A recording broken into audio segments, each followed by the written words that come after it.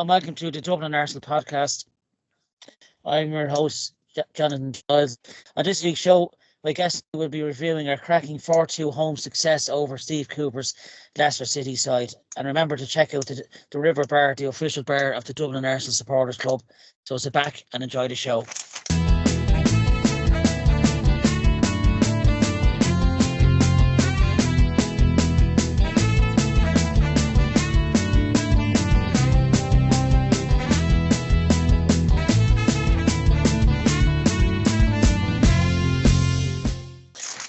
On the show this week, I'm joined by my regular guest at this stage to the party. First of all, to our UK Northampton-based gooner, Carl Ozzy Osborne. How are you, Carl? I'm very well, mate. Yourself? Very well. And after a home victory, Ozzy, well, it's good you hope on a Monday. I'm also joined by my regular season-long ticket holder guests. Who are you this week? You just don't know. Eamonn and Jonathan, how are you? Evening, Jonathan. Evening, Carl. I put my pet snail into snail rice yesterday. Took the shell off him. Yeah, but he still looked a bit sluggish. I hope he's not I'm gonna really enjoy it. I had a few beers with Carl after the game on Saturday evening, and it was lovely to catch up. I have to say, you know. It was good. It was good. Yeah. Same carpet, different beer, same carpet. The sticky carpet. Sorry, you mean different beer in the same carpet. There's been beer in that carpet for 125 years now, you know. It's more beer than carpet. Big shout out to the King's Head. Don't change it for anything.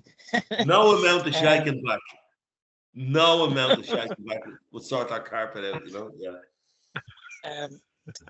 I don't start the show this week. A bit of news happened over the weekend. Our former player, back in the 1998-99 season, Fabian Caballero, he passed away at the age of 46. Fabian played only 3 times for the Gunners in the 1998-99 season. Signed from Paraguayan side Cerro Porteño in October 1998. He probably more known for his time in the reserve team. He scored 8 goals in 16 appearances.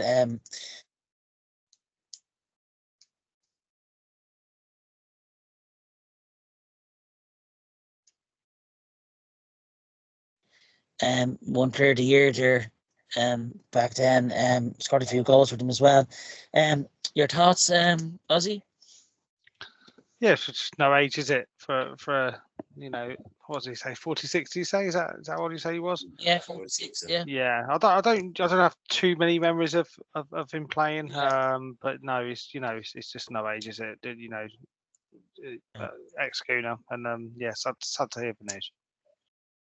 And very sad news again after the we lost Kevin Campbell back in June, but another sadly former player passed away. Yeah, but it just shows you the class of the Arsenal. Where this guy who only played 3 games for the club and was only there for a very short time, but still they found it within themselves to kind of reflect with the crowd and stuff, you know, and that's quality. I'm not sure you get that at every club, you know. Yeah, it's really sad, you know, to lose it. You know, he didn't play many times for us, but anyone that's ever associated with any club, you know, and as Eamonn says, it was a nice touch from the Arsenal, you know, really remember former players well, sadly in sad times like this. But our condolences to the Caballero family. And sadly another sad loss to the footballing family, I suppose. Our thoughts from the Dublin Arsenal Supporters Club. I'm going to start off with the Leicester City review. 4-2 goals by Martinelli, 2 from Trossard. One will probably go down as an OG from Ndidi, but I'll give it to him. And Havertz with 4th, 2 goals from Leicester City by their fullback Justin James. The second of which was a cracker, I have to say. Match stats, 36 shots for 16 on target, 17 corners, 17 touches in box, 10 big chances and 38 crosses. So that says where we're coming from this season. Really impressive. First and foremost, post straight off the bat. I thought the Leicester keeper Mads Hermansen really had a top game. In truth, the scoreline doesn't really tell the full truth. It should have really been probably 7 or 8 in really hindsight, only for himself. You know, he could have been outside. I suppose one turning point in the second half was Califiori getting the first header was silly actually, but the second tackle he made after 70 minutes is clear.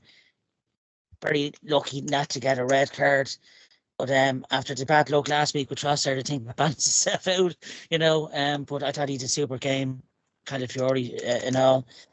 Ferdy's antics again went unnoticed, thankfully, by the ref, acting the clown for everything. In terms of the goals, I thought it was for the first goal, a good overlapping run by Timber to put it in the box for Martinelli, and he finished really well to Hermansen's right hand corner. And then the second goal was really good as well. Martinelli laying into Trossard, who side footed into the left hand corner. And at 2-0 at half time, you're expecting probably another 3 or 4, or at least you need another 2 or 3 even. But Leicester came out the blocks really quick. You know, I think literally a minute into the second half, Saliba made that tackle. And it was a good free kick by Bonetti, met by James, and just another lucky deflection off Havertz's shoulder. It was just within reach, just a bit out of reach of David Ray, you know. If it didn't take the deflection, he would have saved it. And then Hermansen saved instinctively from a Saka corner, Gabriel's header, bullet header, and he made a great save to tip it over. 63rd minute was when they got their equaliser, Indeedy's cross. And look, I have to say hats off to Justin James, you know, cracking right foot finish, right with no hands in off the post, and I was kind of fearing the worst. We never normally give 2 goals away at home, and I think we just switched off, which is a bit worrying, you know. Hopefully that's corrected, but with all these games coming thick and fast, you know, probably a bit of tiredness and tired minds played a factor, but Hermansen made saves from Havertz, that acrobatic kick. He made another save when he passed the ball out. Rice pounced on it, and I think it was Trossard had a shot and he saved with one hand. And he made another great save from Nanworthy, who I thought had a great game in the Carabao Cup against Bolton, and he took his chance again coming off the bench, and he looks a real prospect for the future, I have to say now. And then obviously the 2 corners, the corner from Saka, Califiori met it, Hermansen, great save again, and then another corner at the back post. It was after indeed happy days, and then the 4th goal, it was all but over. And I thought Havertz was really quick to pounce on the save from Hermansen. He just panned it into his path. But look, 4-2 at home. Great fighting spirit till the end. I said this time, and in the WhatsApp group we have, you know, the determination to get a result now. You know, years gone by at 2-2, you'd probably expect us to maybe even lose it, but what the change under Arteta never stopped till the final whistle, and that really showed with those 2 injury time goals. I'll come to yourself, Eamonn, yourself and Ozzy's match. Your take from the. Well, first of all, we were absolutely terrific in the first half. We were brilliant, and we were relentless. It was like moving them around the place from side to side, but winning the ball back every time that we lost possession. It was just relentless. We were absolutely terrific. They doubled up on Bukayo Saka, and we copped that early doors. And I've always said on this show that you can't double up on 2 wingers at the same time. You can only double up on 1. And we shifted the ball out to Martinelli quick. Martinelli absolutely tortured them in the first half.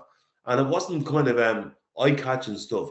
He was getting on the ball early, laying it back into good spaces, occasionally going down to the byline. And Calafiori had a big part on getting the ball to Martinelli early. So that was all good. We got our goal second, and we got another one before half time, and you think that's all good. And you see, my worry about this game was that when a team gives you the ball, as Leicester did, and then they step up 5 or 10 meters and step up intensity, are you ready for that? When the goal came in the second half, we were all only kind of shuffling back into our seats. And I think the team was only shuffling back into their seats. The marking for the free kick was terrible. I don't think it was an unfortunate deflection by Havertz. He was in the wrong position. He got himself too deep. He should have been on the player's shoulder. It was a mistake by Kai, who I love, as you know. It was bad marking, and it was a bad goal to concede. But we didn't. We didn't let that rattle us. In fact, we created about 10 chances before they got their second goal. We were terrific, and then I was right behind the goal, and that Justin scored in a great strike. Maybe the cross came in a bit too easy, but at 2-2, then I saw something very worrying, not on the pitch, but off the pitch. And that's some of the supporters beside me gone on a meltdown, an absolute meltdown. You know, I'm thinking, hang on a second, there's a half an hour left in this game, and we're going to have the ball for the whole time. There was two lads beside me on my left, and one of them, I thought he was going to ring the Samaritans. He was basically saying the league is over. Like, now, the reason why I'm saying this is that can't be only the two guys beside me and the two guys in front of me.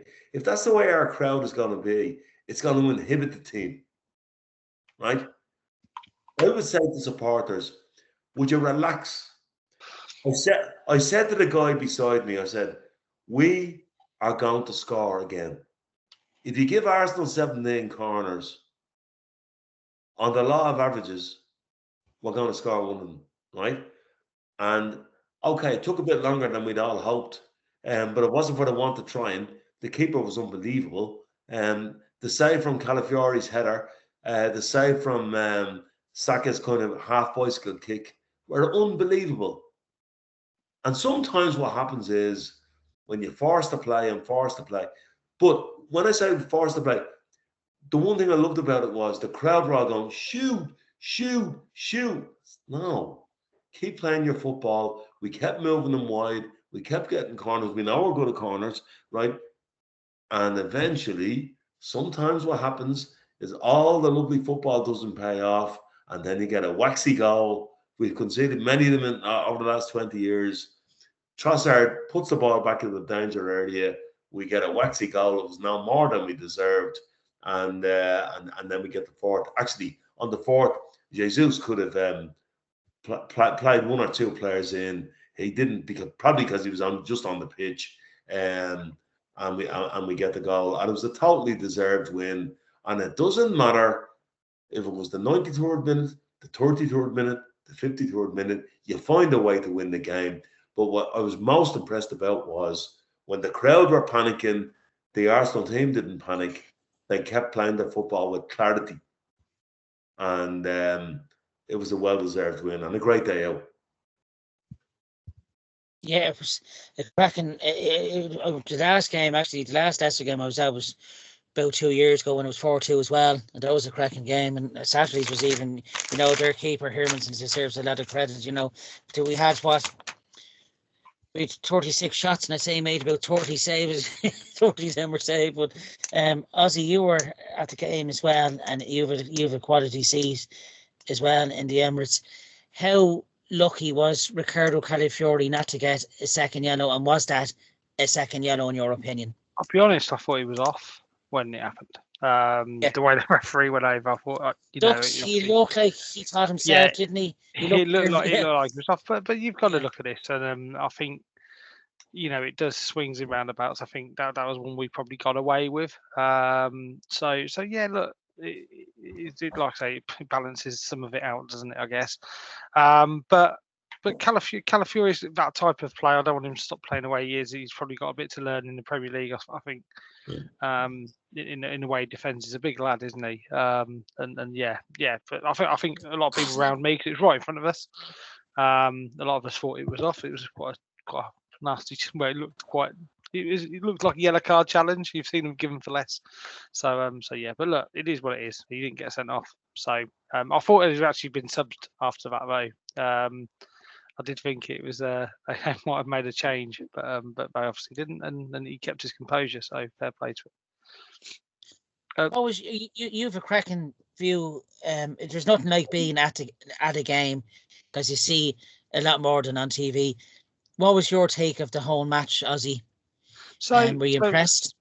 Yeah, similar to Eamonn, really. Like I got to be honest, I made the silly error of telling someone at half time I felt it was a bit like a training match, and how many we're going to put past these, because it felt like that. It felt like a defence versus attack setup. I think we could have been 3 or 4 up at half time. And to be honest, I was pretty bored. I thought it was quite a boring game because there wasn't really it weren't really much going on. And I did joke with my friends. I said even when that goal went in, for Leicester and we went 2-1, I said it might actually liven it up a bit. Because it was one of those games. But I think the first half was very it was very one-sided, as we know. I think anyone watched it on TV or where you watched it, it didn't matter. It was a very one-sided game, and like I say, I found it pretty boring. But what I will say is the crowd were willing Martinelli to have a game that he did, and he scored a goal and he got an assist, and I'm absolutely delighted for him because I think that's his first goal in 19, I think it is. But he did play well against City and the like. But yeah, really happy for him. So I think we went in at half time fairly content and happy, really. I think with the score, not expecting what the second half was going to bring. I think the old cliche game of 2 halves comes into play, doesn't it? But I think the goal straight from half time, I think half the Leicester fans missed it, if I'm honest. I think half of them were still in the concourse.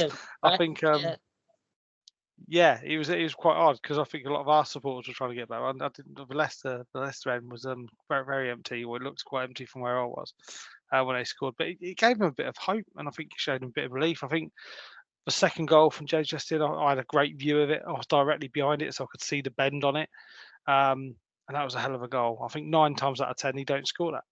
And so I got a deflected goal and a worldie, but it kind of reminded me. I don't know if Eamonn thinks this, but it reminded me a bit of the West Ham game, a little bit. Just the fact that we had the 2-goal head start in the first half. We absolutely dominated that game against West Ham last season, and then they just got 2 goals. It just shows you how quick a game can change. They got a lucky break off a free kick into the box. They scored a worldie, and next thing you know, it's 2-2. And it did make me wonder. I think. What was going to come of this game?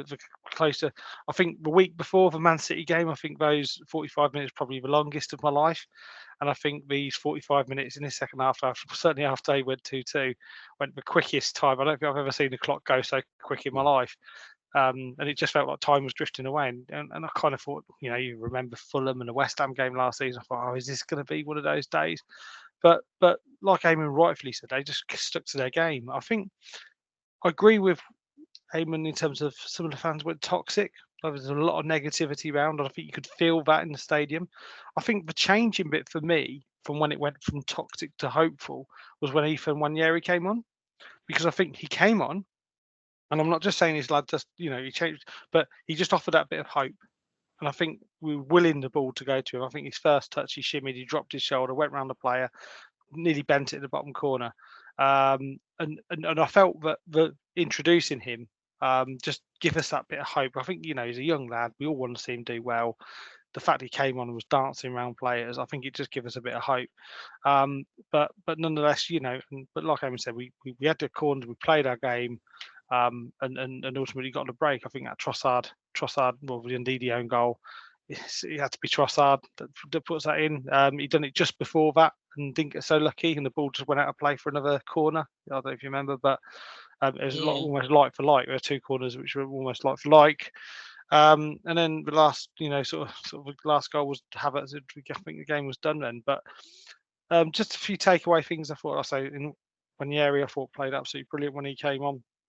I thought Trossard played that Odegaard role I sort of noticed in the first and second half he played that role very well, and I think he was very energetic. I don't think I've seen Trossard put in a shift like that, but he did remind me of Odegaard. I said to Ben, who was sat next to me, I said, he's going to be knackered playing that role because he was trying to do the closing down that Odegaard does, and it just shows how good Odegaard is at doing it, because I think he was knackered towards the end, but he kept going.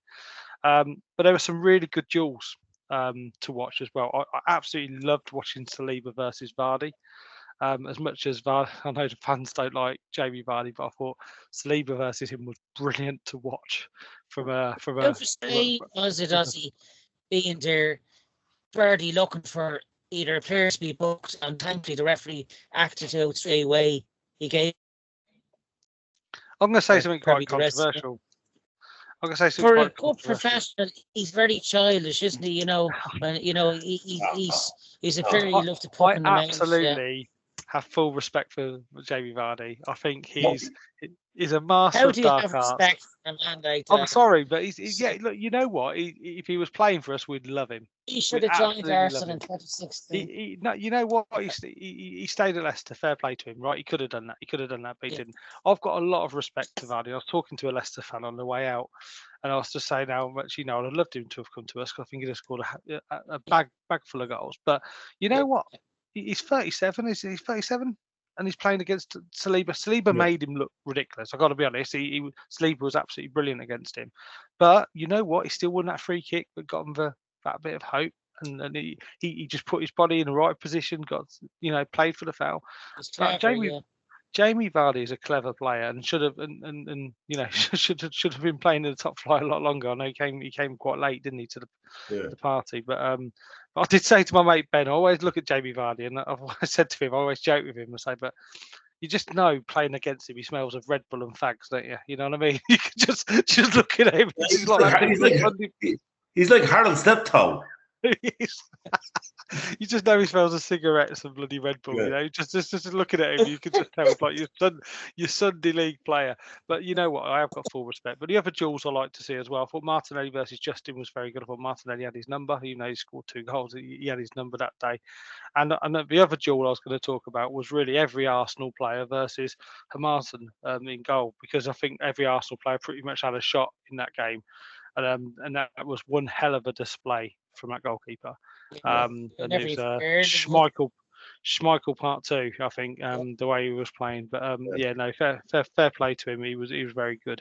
I thought, substitutes talk about. I thought Jesus obviously brought on very late, but I thought Raheem Sterling was okay. I think he played very safe. Yeah.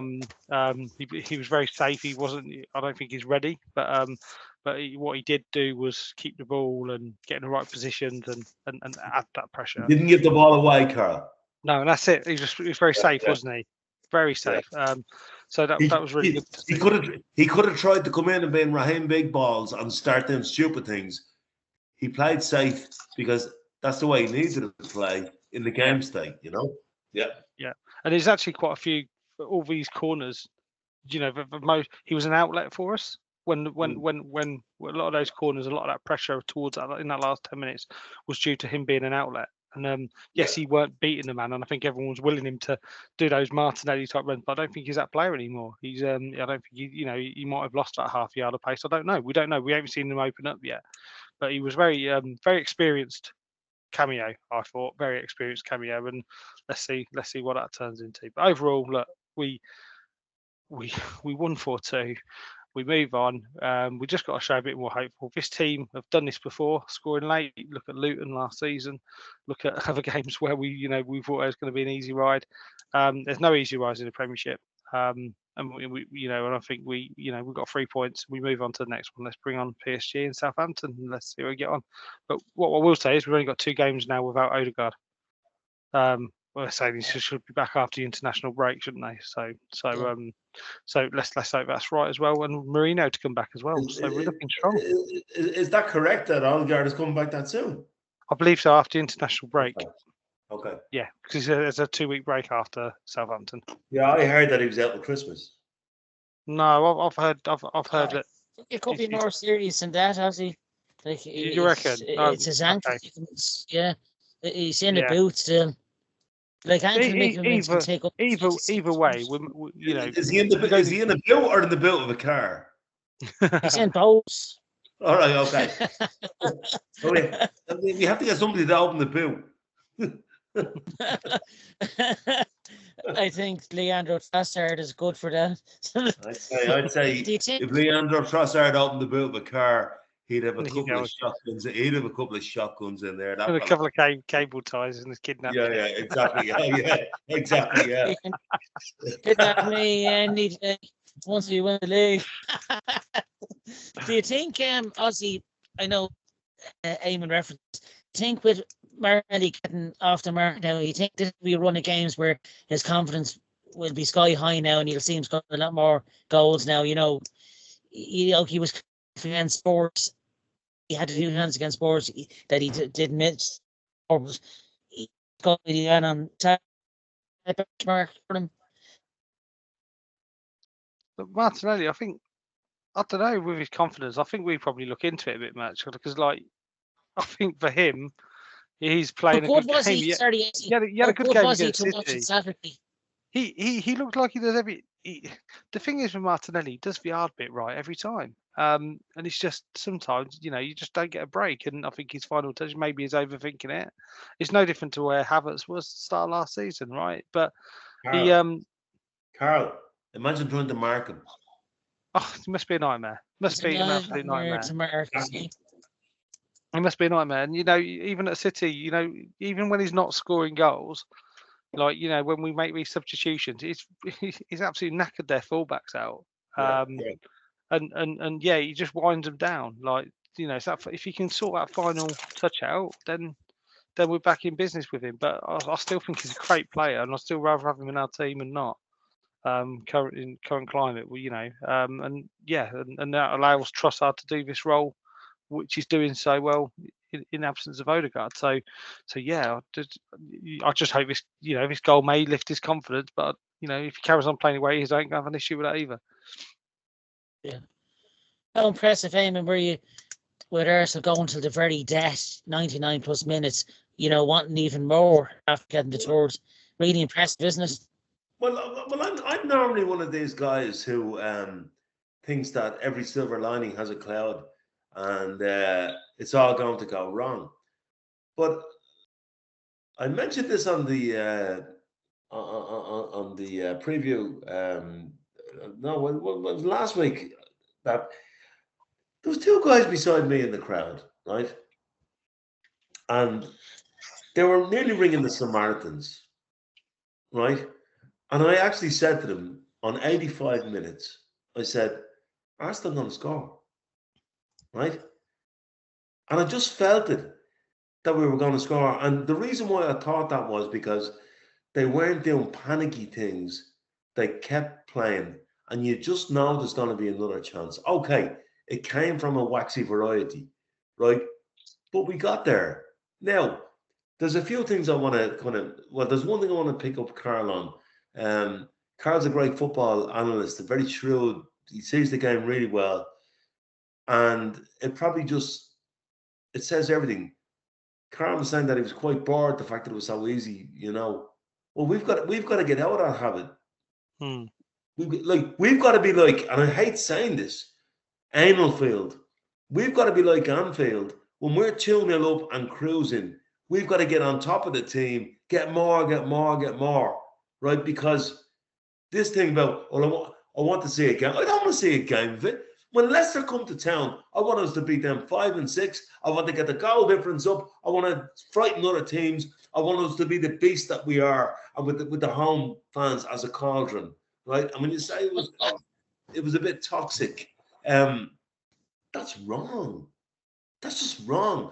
See, there was two London lads in front of me, and we were having a good old chat during the game. They left on 85 minutes with the exclamation, "Oh, we are fucked. The league is fucked." Sweet Jesus. You know what?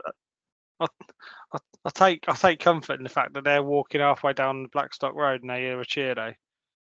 They hear two cheers and wonder what's going on. It does my head in one piece. On Saturday, the body language when we got the second was like, "This is job done. you know, you could see it from watching this. You know, when Trossard got that second, it was like the game over, and the lads, we can look forward to. It's all eyes on Tuesday night, but That wasn't the Leicester body had different language of the plans. team. If you listen to my analysis earlier, what I said was We're expecting to turn things no, over Jonathan, early. no, that's wrong. No, Jonathan, that's wrong. See it, That's wrong. Eamon, I was looking at it. We talked game 1-2-0, and as Yeah, you but said I'm talking yourself, about the team. But I'm talking about the team. The team, when they conceded the first goal, which was down to bad marking, right? Yeah. Got up and got at it again. You have to compensate for that as well, Eamon. That was after the first minute in the second half. Hang on. You know, tired minds, you know. No, I don't think it was tired minds. I think Havertz was you see, we're not all robots. We defend set pieces very well. That one we didn't defend well. We didn't defend that very well. That's for sure. Hang on a second. We didn't defend that one well. Hang on a second. We didn't defend that one well. Jonathan, will you just hang on a second? We didn't defend. Sorry, Jonathan. Jonathan, I'm on the show and I'm trying to express a view here, right? We didn't defend that one well. And sometimes that happens, right? But what we did after that was not go into a panic mode. We actually created 10 great chances before that wonder goal that they got. And if anything should have been a sucker punch, it was the second goal, right? But we dusted ourselves down without Ben White, by the way, who would have been one of the ones who normally, as soon as the second goal went in, you look at David Raya, right? He goes to all the players, calm down, relax. That's leadership, right? And that's what we did, and we got our awards. But there's a few other things I want to mention. The referee, Sam Barrett, I think his name was, had an excellent game. And I've seen Arsenal things on Twitter moaning that he didn't book a Leicester player for kicking the ball away. We've got and moaning that he didn't book somebody for a tackle. Arsenal fans really need to get a grip on themselves now. Seriously, right? I was in the King's Head on Saturday before the game, and I had this lunatic ranting about Manchester City. We need to stop being obsessed with Manchester City. We're sounding like Liverpool fans at this stage, being obsessed with Manchester City. Can we just get on with what we have? We've 6 games played, we've 4 wins, we've 2 draws after a horrendous injury list and a horrendous opening fixture list. We are in really good health here, right? And I would urge anybody listening who's going to any game, go and support the team. No matter what the game state is, give it your all and get behind the team, because this obsession with Manchester City and this obsession with that, if we drop a point, it's the worst thing in the world since the Black Plague. You know, can we stop and get a hold of ourselves here? And by the way, I'm glad that we have the manager that we have, because he seems to have a hold of it and he seems to have instilled that into the team. And the team played with no panic after a crushing setback. Having dominated the game the way we did, a crushing setback, and we kept playing our football and we got our just rewards. And at the end of the day, when all the tallies are done, that will be 3 points. And then we move on to the next game and we try and get another 3 points. And that's the way it works. You know? Isn't it great though to see the fans' frustrations that we're talking about? If we drop a point or 2 points, you know, it's a slip up towards Manchester City. Like a few seasons back, I was happy enough to get it to have 4th place, you know, for the Champions League. This is how far we've come. We're on about challenging titles again. And this you're right, is Jonathan. within a 2-3 year period, though, Eamon. You know, you're right, Jonathan. It has to be, yeah. You're right, Jonathan, but if that seeps into the stadium and it becomes toxic, that's a negative. This team is on a journey. I think we all know that. This is a serious team of serious players with a serious attitude.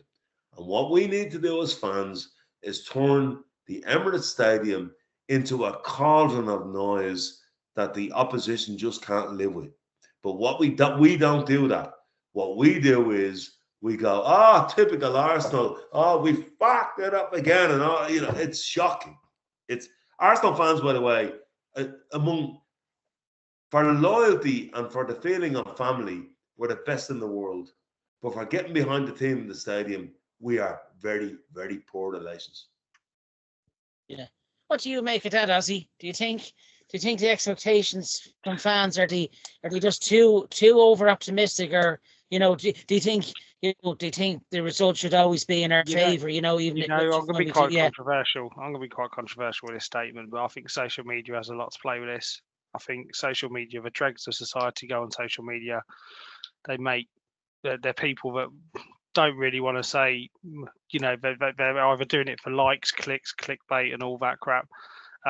You've got these fan TV channels. I'm not going to call them out, but I think they breed toxic.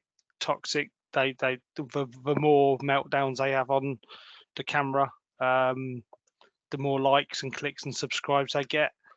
And I think people replicate that because they want to be part of that. I go on this podcast because I don't go to the pub to talk about it unless we go to the King's Head afterwards. And I'd just like to talk about the Arsenal with guys I consider my friends. That's what I do this for. I don't do it for likes. I don't do it for kudos.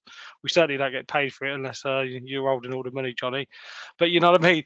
Really, I think the dregs of social media. I'm not. You have about 30 pence a week or whatever it is. But no, look, the dregs of I think social media's got a lot to play in this. And the one thing I thought we got back to the Emirates was we got rid of that when Arteta and that documentary came out, and I think that's what's really good. But I think we're sloping back into that sort of social media thing. So I find myself on relations to getting behind the team, Ozzy, as Eamonn said. Do you think we're are we too downbeat when things go wrong? I just think we need to believe in the team. I think they've given us no reason not to. I think if this is a different team to the team at Newcastle, and when Arteta was shouted into Tavares' face for not committing and stuff like that, it's a completely different team with Aubameyang and Lacazette and stuff like that, because they were a team that when they would sulk mostly. I'm not saying all the time, but they would sulk. This team we've got now are warriors, and they fought to the end, and I think they've done that enough now to owe us that. We owe them that respect to be also to be behind them, because they don't give up. So why are we giving up? 100%. 100%. But yeah, that's just my view. Like, it might be controversial, but I think there's a lot of online warriors that get a ticket. I think there's a lot, and yeah, maybe they've not been there when we've been watching certain Arsenal teams, and they're spoiled. Ozzy, the two lads that were beside me, I actually said to them on 85 minutes, just relax. We're going to score here, right? When we did score, all of a sudden, everything was fantastic with the world, and we had the greatest set of warriors that ever represented the red and white jersey and all of that type of stuff. But 5 minutes before that, they were ready to go home pressing buttons. You know, it's bonkers. That's it. You get these people filming in club level, don't you? Like, filming their meltdown. It's a new generation, Johnny. I've got to be honest, mate. It's a new generation of people. Like, you can't. I hope these fans aren't just jumping on the bandwagon, and they are actually Arsenal fans. They're not just here because they see a new project. And it is exciting times, but that they're behind us through thick and thin, like we are. It is frustrating. You see more. It's they're just there for the good time and all. But Johnny, all I'm asking is that Arsenal fans in the stadium, for the duration of the game, make as much noise as possible to get behind the team, to intimidate the opposition, to give us the best advantage. And I don't think, with the performance of the current crop of players and what they've given us, that's too much to ask. No, 100%. Yeah, it's look, we're going to have times, I'm sure, over the season that we will be in sticky situations, but 9 times out of 10, it's nice to say that Arsenal fans do get behind the team, and need it. So, look, let's hope. Let's hope we have plain sailing from here to the end of the season. Your man of the match, Eamon? Martinelli. Martinelli for me. Well, I was going to say Calafiori, but when I look back at the entire, because I do serious preparation for this show, I look back at the entire game in full last night.